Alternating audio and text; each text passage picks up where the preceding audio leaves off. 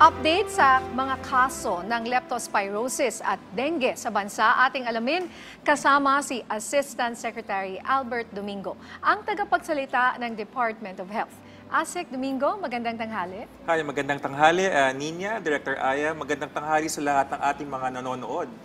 Alright, si Asek Domingo ay Ilocano rin pala. Yes. Kababayan rin natin. When ading taga saan? Sa Sarat, Ilocos Norte. Pero basitlaan na lang salita ko. Basitlaan, una yan. Mayat lang. Asek, thank you for joining us again. No?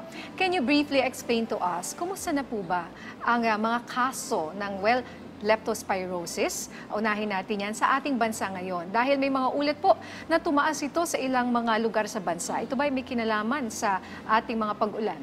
Yes, no, sa ating pagmamonitor mula January 1 hanggang June 15 or yung sinasabing Morbidity Week 24, ang bilang ng leptospirosis sa buong bansa ay umabot na ng 878 cases. Ito po ay nasa half pa lang naman ng ating 2023 numbers, that's the good news. Pero ang medyo kami po ay nababahala na at kailangan na natin maging alerto is tumataas na po siya. Sa nakaraan na 6 na linggo mula sa 6 nung last 5 to 6 weeks ago, naging 60 siya. Tumaas from 6 to 60, and then yung pinaka-latest 2 weeks natin, 83 cases no, for that particular interval. Ibig sabihin, Director Aya, Nina, tumataas na yung bilang ng mga kaso dahil panahon na rin ng tag-ulan. Sinabi ng Pag-asa na pumasok ang tag-ulan natin mga middle of May, di ba? Start of June, at sumasakto siya. So kailangan maging ready na tayo. Okay. Para naman po sa kaalaman ng ating mga kababayan, ano ang mga simptomas ng leptospirosis at saan ito nagmumula? Yes. Director Aya, ang leptospirosis ay isang sakit na nagmumula mula sa bakterya na tinatawag na Leptospira. Ito po ay isang zoonotic disease, which means lumilipat mula sa hayop papunta sa tao. Nakakatakot ba ito? Hindi po. Meron pong gamot ang leptospirosis. Ang kailangan tandaan natin, paano ba mapipigilan ang hawa? Ang hawa ng leptospirosis karaniwan ay nasa ihi ng daga. Dahil po yung bakterya, kapag umihi yung daga sa tubig baha, kaya nakikita na po ng ating kababayan, no? Pag lumusong sa baha, maaari itong pumasok sa ating balat, lalo na kung may sugat. Yung mga naliligo po sa baha, kaya hindi ho magandang gawain yan, no? Kasi yung ating mata, yung ating bibig, yung ating ilong, pwede ring pasukan yan ng Leptospira. Ang simptomas, lagnat, pagsakit ng ulo, maaaring maduwal, at may pananakit sa katawan. So anong dapat namin gawin in case, of course, you have no choice kapag baha, kailangan mo umuwi or you have to go to at some point. Ano ang kailangan nilang gawin? Yes. Para sa ating mga kababayan na karaniwan ng binabaha yung paligid ng kanilang lugar ng trabaho or ang kanilang trabaho ay talagang nasa kalye na nababaha. For example, ang mga traffic enforcers, ang mga naglilinis ng ating daan, gumamit po tayo ng bota, no? Boots. At pag sinabing boots, hindi yung pangporma na hanggang ankla lang, no? Kailangan hanggang tuhod talaga siya kasi lulusong nga tayo sa baha eh.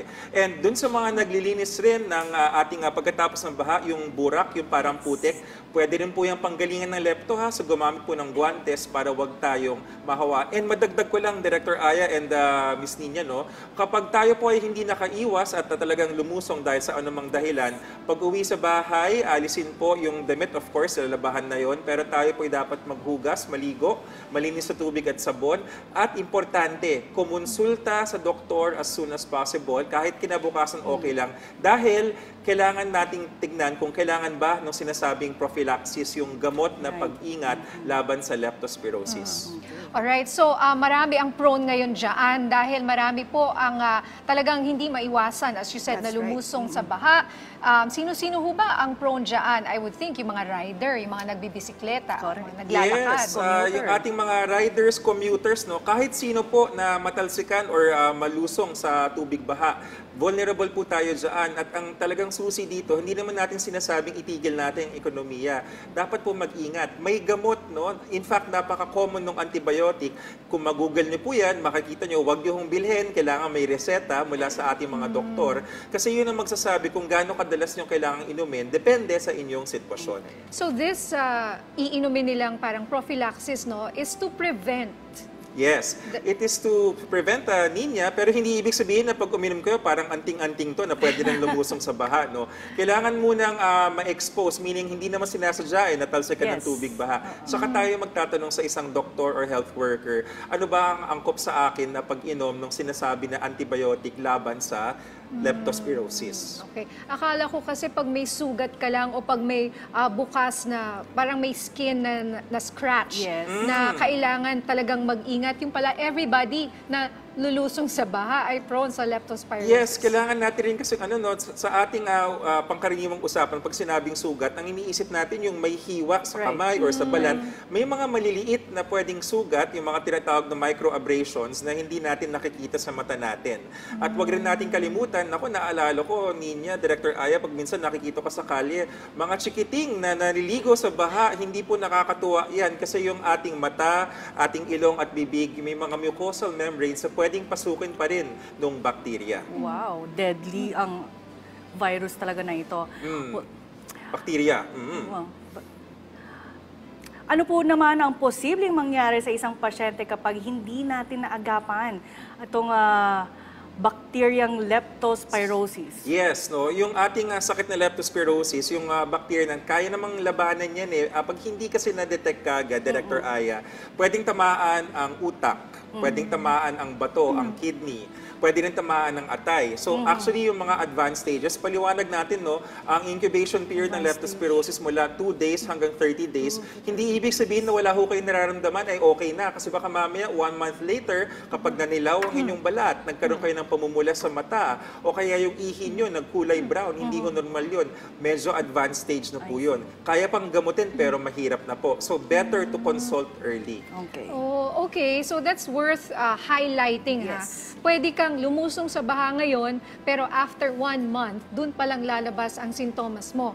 Yes. So, will it be too late? Huli na ba ang Yes, lahat oo. kapag ganun? Yes, hindi naman automatic na too late na mamamatay, pero medyo malapit-lapit na po yun, o kumbaga sagaran na yun, no? Huwag nating aantayin. Kaya nasa kamay natin talaga, Ninya, no, na pag tayo kumonsulta ng maaga, maliligtas pa natin ang ating sitwasyon. Hindi tayo kailangan umabot sa punto. Alam niyo ho ba, ang mga leptospirosis patients nagda-dialysis, na ICU, no? So, it can be a serious disease kung hindi natin ito aagapan ng maaga.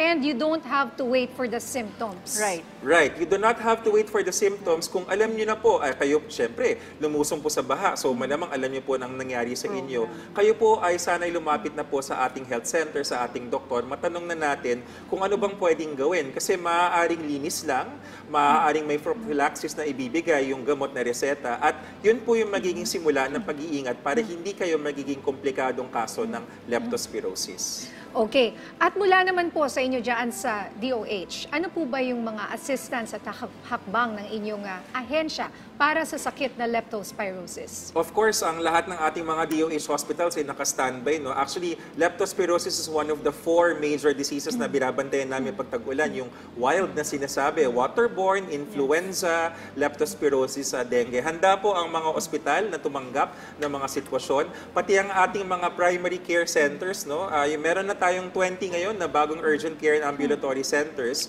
And of course, yung mga rural health units ng ating mga local government, kayang-kaya pong sagutin, barangay health stations. Ang inyong mga tanong, kung kailangan ba ng prophylaxis laban sa leptospirosis? Last na lang po, so basta lumusong ka sa baha, parang ang hirap naman nun, Doc, basta na lusong ka sa baha, paano yung araw-araw pumapasok sa work? Yes. Talagang lulusong sila sa baha, so every time pupunta sila sa health center. Una sa lahat, sana'y hindi araw-araw binabaha tayo.